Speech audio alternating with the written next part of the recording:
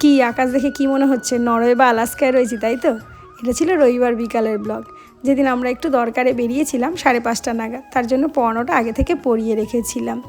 আর এই দেখো আকাশটা কিন্তু আস্তে আস্তে তার মায়াবী রূপটা ধারণ করছে। এই সেই হাইওয়ে, জানো তো, এখানে প্রায় আমরা 4 বছর ধরে 3-4 মাস পর পর আসি, আর প্রত্যেকবারই দেখি কিছু না কিছু চেঞ্জ করেছে। এবার এত সুন্দর করেছে, আর তার মধ্যে ওপরেই মায়াবী আকাশ। ইচ্ছা করছিল একটু কোথাও বসি, কিন্তু এত তাড়া রয়েছে যে কোথাও দাঁড়াবে না।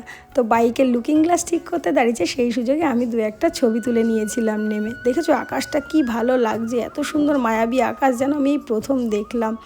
আমরা পৌঁছে গেছিলাম 6:15-র মধ্যেই। আর জানো, ওখান থেকে কাজ মিটিয়ে বেরিয়েছি তখন বাজে 10টা।